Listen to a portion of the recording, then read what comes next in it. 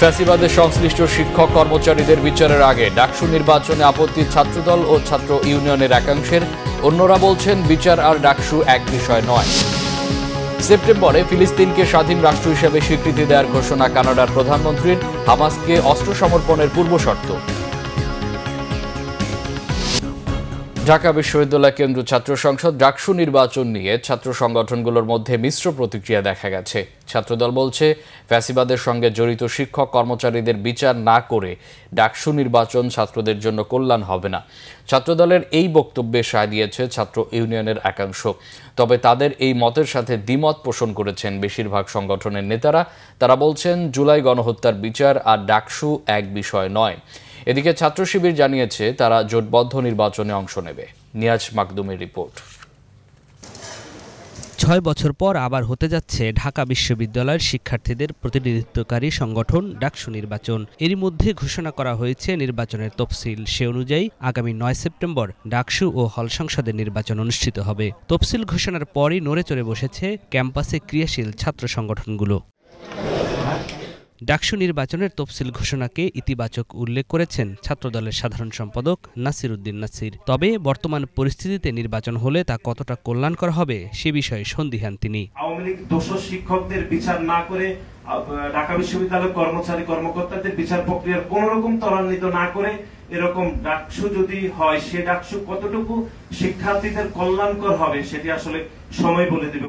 ছাত্র ইউনিয়নের মতো অনেকটা ছাত্রদলের মতো পাশাপাশি শিবিরের নির্বাচনে অংশগ্রহণের সুযোগের বিরোধী তারা। আজকে যদি ইসলামী ছাত্র শিবিরের নতুন প্রজন্ম মুক্তিযুদ্ধের ধারণাকে সম্মান করত, মুক্তিযুদ্ধকে সম্মান করত, আমাদের কোনো আপত্তির জায়গা থাকতো না। ছাত্রলীগকে যেমন আমরা সন্ত্রাসী সংগঠন হিসেবে আখ্যায়িত করছি, আমরা ঠিক একইভাবে আমরা কিন্তু ইসলামী ছাত্র শিবিরকেও আমরা বলছি যে তারাও এক ধরনের সন্ত্রাসী সংগঠন এবং তারা গণহত্যার দোষর।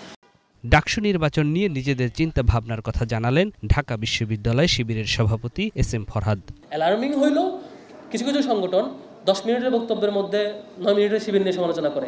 এটা মনে হয় এক প্রকার রাজনৈতিক এজেন্ডা শূন্যতার বহিঃপ্রকাশ। আর একটু অন্যভাবে বললে দেউলিয়ায়িত্বের বহিঃপ্রকাশ। ক্যাম্পাসের নানান স্টেক হোল্ডারের সাথে বসছি, আমরা নিশ্চয় জোটবদ্ধ হওয়ার ব্যাপারে চিন্তা করছি। অন্যান্য ছাত্র সংগঠনগুলোর নেতারা বলছেন, ক্যাম্পাসে বিভিন্ন ছাত্র সংগঠনের সহ অবস্থান বিগত সময়ের চেয়ে অনেক ভালো। ছাত্র সংগঠনের নেতৃত্ব তারা বলছেন যে বিশ্ববিদ্যালয় প্রশাসনে এখন আওয়ামী লীগের দোসররা আছে, শিক্ষকদের ভিতরে আওয়ামী লীগের দোসররা আছে, তাদের বিচার হয় নাই, হলে হলে ছাত্রলীগ আছে। এই বিচার কে করবে ভাই? সেই বিশ্ববিদ্যালয় প্রশাসন এর অনেকেই, শিক্ষকদের অনেকেই, প্রবেশদের অনেকেই তো যেই দল করে সেই দলের রেজুল ভিত্তিক ছাত্র সংগঠনই তো আসলে তারা। তো ওনারাই তো ওনাদের বিরুদ্ধে আসলে অভিযোগটা করতেছেন। এখন পর্যন্ত যারা দায়িত্বে এসেছেন তারা ফ্যাসিবাদের বিরুদ্ধে কোনোভাবে ছিলেন। তারা একটা সুন্দর ডাকসু আমাদেরকে উপহার দিতে পারবেন। বিশেষ করে যে নির্বাচন কমিশনটা গঠন হয়েছে, সেই নির্বাচন কমিশনের সাদা দলের আধিক্য থাকলেও আমরা এটাকে প্রশ্ন রাখতে চাই, এটা যাতে রাজনৈতিকভাবে প্রভাবিত না করে। ডাকসুর পরিবেশ অনুকূলে নয়। আমরা তাদেরকে বলতে চাই, আপনাদের জন্য রাজনীতি না। যদি বাংলাদেশের রাজনৈতিক স্রোতধারাকে আবারও গণমুখী করতে হয়, জনমুখী করতে হয়, মানব জাতির জন্য কল্যাণমুখী করতে হয়, তাহলে ইনশাআল্লাহ ডাকসুর বিকল্প আমরা অন্য কিছু দেখছি না। 2019 সালের মার্চে সবশেষ ডাকসু নির্বাচন অনুষ্ঠিত হয়, যাতে ভিপি নির্বাচিত হয়েছিলেন তৎকালীন বৈষম্য বিরোধী ছাত্র আন্দোলনের নেতা নুরুল হক নূর। নিয়াজ মাকদুম, বাংলা ভিশন, ঢাকা। মাদারীপুরে আশ্রয়ণ প্রকল্পের অধিকাংশ ঘর জরাজীর্ণতার কারণে বসবাসের অনুপযোগী হয়ে উঠেছে বলে অভিযোগ ভুক্তভোগীদের। টিনের চালে মরিচা ধরায় পলিথিন দিয়ে জোড়াতালি দিয়ে বাস করছেন তারা। এ অবস্থায় দ্রুত ঘরের চাল পরিবর্তন করে দেওয়ার দাবি ভুক্তভোগীদের। তবে অর্থ বরাদ্দ পেলে ঘরগুলো সংস্কারের আশ্বাস দিয়েছে জেলা উপজেলা প্রশাসন। মাদারীপুর প্রতিনিধি ফরিদ উদ্দিন মুফতির তথ্য ও ছবিতে ডেস্ক রিপোর্ট। মাঝে মধ্যে নির্ঘুম রাত কাটাতে হয় মাদারীপুর আশ্রয়ণ প্রকল্পের ঘর পাওয়া পরিবারগুলোকে। 2007 সালে সদর ইউনিয়নের কুনিয়া ইউনিয়নের চর দক্ষিণ পাড়ায় জায়গা জমি না থাকা 90টি পরিবারকে দেয়া হয় এসব ঘর। দীর্ঘদিন বসবাস করায় ভেঙে গেছে পাকা মেঝে, টিনের চালে ধরেছে মরিচা। একটু বৃষ্টি হলেই কাদা জমে যায় মেঝেতে। পলিথিন দিয়ে কোনো মতো পানি নিষ্কাশনের ব্যবস্থা করে মানবেতর জীবনযাপন করছে পরিবারগুলো। প্রত্যেকটা ঘরের টিন জং ধরে সব নষ্ট হয়ে গেছে, ঘরে থাকতে পারি না রাত্রে। যখনই বৃষ্টি হয় আমার বই খাতা সব ভিজে যায়। পোলাবান নইয়া এই যে ঘরে বইয়া রইছি, রাত ভোর বৃষ্টি নামছে। এটা চুলা নাই, কিছু নাই। দয়া করে আমাদের এই আশ্রয় কেন্দ্রগুলো ঠিক করে দেন। আমাদের এমন কোনো আর্থিক নেই অবস্থা নাই যে আমরা তাই দিয়ে ঠিক করে খাবো। বাল বাচ্চা নিয়ে খ্রিস্টান কামলা দিয়ে কোনো মতে আমরা বাঁচি। ঘরগুলো পরিদর্শন করে ঊর্ধ্বতন কর্মকর্তাদের জানানো হয়েছে বলে জানান উপজেলা নির্বাহী অফিসার। ওনাদের যে চাওয়াটা সেটা কিভাবে পূরণ করা যায় কিংবা কিভাবে আগানো যায়, উপকার ভোগীরা যাতে ভালোভাবে একটা সুন্দর পরিবেশে তারা জীবনযাপন করতে পারে সেই বিষয়টা আমরা দেখছি। সরকার দ্রুত ঘরগুলো মেরামত করবে এমন প্রত্যাশা ভুক্তভোগীদের।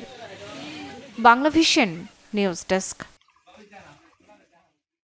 আন্তর্জাতিক প্রসঙ্গ। চলতি বছরের সেপ্টেম্বরে জাতিসংঘের সাধারণ পরিষদের ৮০তম সম্মেলনে ফিলিস্তিনকে স্বাধীন রাষ্ট্র হিসাবে স্বীকৃতি দেবে কানাডা, জানিয়েছেন দেশটির প্রধানমন্ত্রী ম্যাক কার্নি। একে হামাসের সন্ত্রাসী কর্মকাণ্ডের প্রতি প্রশ্রয় বলেছেন ইসরায়েলের প্রধানমন্ত্রী বেনিয়ামিন নেতানিয়াহু। ফ্রান্স ও যুক্তরাজ্যের পর বুধবার এই ঘোষণা দিল কানাডা। তবে স্বীকৃতি পেতে হামাসকে অস্ত্র সমর্পণ করতে হবে এবং এই গোষ্ঠীকে বাদ দিয়ে আগামী বছরের মধ্যে গাজায় নির্বাচন আয়োজন করতে হবে বলে শর্ত দিয়েছেন প্রধানমন্ত্রী কার্নি। এছাড়া ফিলিস্তিন কর্তৃপক্ষকে নিজেদের শাসন ব্যবস্থায় সংস্কার আনতে বলেছেন। তিনি বলেন, গাজার সহিংসতা বন্ধে ইসরায়েলের সাথে আলোচনাই যথেষ্ট বলে মনে করেছিল কানাডা, কিন্তু এই পদ্ধতিটি আর কার্যকর হবে না বলে মনে করছেন তিনি। অবশ্য এই স্বীকৃতি গাজায় চলমান হত্যাকাণ্ড বন্ধে ও পশ্চিম তীরের অবৈধ ইসরায়েলি বসতি স্থাপনকারীদের উপর কতটা প্রভাব ফেলবে তা নিয়ে সন্দেহ প্রকাশ করেছেন কানাডার প্রধানমন্ত্রী। গেল মঙ্গলবার ফিলিস্তিনকে স্বাধীন রাষ্ট্র হিসেবে স্বীকৃতি দিতে প্রধানমন্ত্রী কার্নিকে আহ্বান জানান কানাডার প্রায় ২০০ জন সাবেক রাষ্ট্রদূত ও কূটনীতিক। চিঠিতে বলা হয়, গাজায় ইসরায়েলের সহিংসতা কানাডার স্বার্থ ও মূল্যবোধের বিরোধিতা করছে। এই ছিল এখনকার মতো। পরে সংবাদ সকাল 11টায়। এছাড়া বাংলাভিশন সংবাদ ও সংবাদ সংশ্লিষ্ট অনুষ্ঠান দেখতে ভিজিট করুন www.bpnews24.com ও facebook.com/banglavisionnews এবং সাবস্ক্রাইব করুন youtube.com/banglavisionnews। এতক্ষণ সাথে থাকায় অসংখ্য ধন্যবাদ।